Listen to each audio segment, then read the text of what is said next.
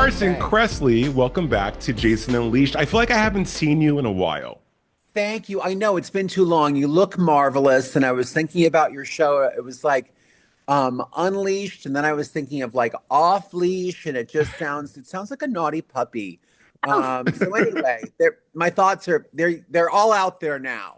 Well, I will take you having naughty thoughts of me No, not naughty as a thoughts of furry. you. It's about a puppy. It sounds like a puppy. Anyway, let's move on. But Carson, who says I don't dress like a puppy in the boudoir though? No. Oh, some people do I that. They have those know. puppy outfits. It's Right. very weird to me. No, I've never done that before, but I love my dogs. Carson, I'm so happy to see you because like you are this ball of yummy and delicious everything from fashion to food to like style and just everything wonderful. You seem to have your pulse on what's cool and what's not. We're talking about your career, but how's life? What's new in your world? Everything's really good. I'm actually in Austin, Texas right now, working on a fun project that I can't really elucidate on, but that's why I look so Westerny. I'm very much a product of my environment, and it's been great living in a different city for a minute, and being down here on a project for several weeks. So that's what I've been up to. And you're right. I love food. I love fashion. I'm just a taste maker, and I love all kinds of delicious things, whether it's fashion or TV or food or drag. I love it all. We will take a Texan Western Carson because you're from what? You're from Kentucky originally, right? No, I'm from I Pennsylvania, was gonna but say yeah, Pennsylvania. I no, was gonna say Pennsylvania. you were so close. People get Kentucky a lot too because I'm there a lot. Because my horses that I Right. compete with live in Kentucky, so that's always been my second home. So I am, I'm pretty much, I'm a country person. Uh-huh. And an equestrian, I love that for you. Okay, so let's talk Drag Race because Sure. we're Drag Race family. Season 17's been great. It's been a while since I've been able to like talk to anyone from the Right. show since I've left. What's the energy like? What was filming this last season like? Because you've been on for more than a decade. Yeah, I think it's 11 years now that I've been working on RuPaul's Drag Race, and I'm so blessed to do so. And for your fans who are old like me, they Oh my might God. know that I started out on Queer Eye for the Straight Guy, the Right. OG version. So I've just been so lucky to work on two iconic LGBTQ type shows that I think have really, hopefully, made a difference for people over the years. So that being said, Drag Race season 17, I think the word that I would use is refreshing. It feels very fresh and new. And what's ironic, it also feels like kind of like an old school version of the show because I think the queens are just a little bit more unedited personally and unabashed and just a little bit more out there. And I think we see that in seasons like UK and some of the foreign franchises where people are just a little bit um, more open with what they're thinking. And I think we're getting some real classic old school drag drama because these gals are not worried about offending, they're not self editing themselves. We're getting some good old school drag race drama, and I'm here for it. I'm here for it too. That's a great point because I think this younger generation, Gen Z, and especially Alpha Gen Z, even though they're probably not doing drag, or they could be doing drag, they don't care. They're not so worried about the status quo. They just want to be so expressive, so authentic, so irreverent. And I think that also translates into their artistry. And you mentioned the old school queens. I couldn't agree with you more. The Shangelas, the Rajas, the Morgan McMichaels, all these people Right. who clawed their way up in drag before social media was a thing, before there was this platform that created a brand, you had to live and be the brand in real time. And sometimes you were met with opposition when it came to that. And Right. drag race absolutely has changed millions of lives in real time, but also changed the landscape of what television can do and what television is for queer people. And you've been a part of that. Like, do you pinch yourself, Carson, and think like, damn, I'm a history maker twice over? No, I still want people to pinch me, but that happens less and less. But I wouldn't say it's a pinch me moment. I mean, there are moments when I work on TV and I'm just like, oh my gosh, I can't believe I get to do this. Like, this is so fun. But sometimes when you take a step back, you think, oh my gosh, we were giving mainstream television on Bravo a big dose of gay sass. Yeah. Um, 20 years ago. Queer Eye for the Straight Guy came out in 2003. We made the pilot in 2002. And in many ways, we've made so much progress, but in many ways, we're, right back to where we've started from. There's legislation right now to introduce, to overthrow marriage equality. Like Yeah. that's starting again.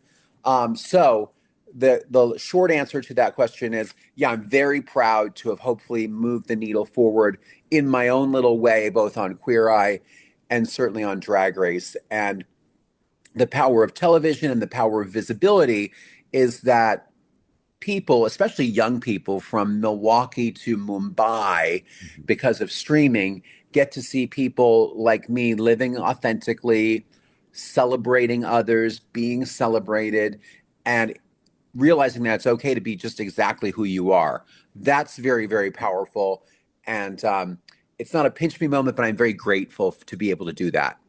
Carson, that grateful energy and that gratitude really shines through because obviously, I mean, like I know the show. I was a part of the show for over a decade. I've Totally. watched.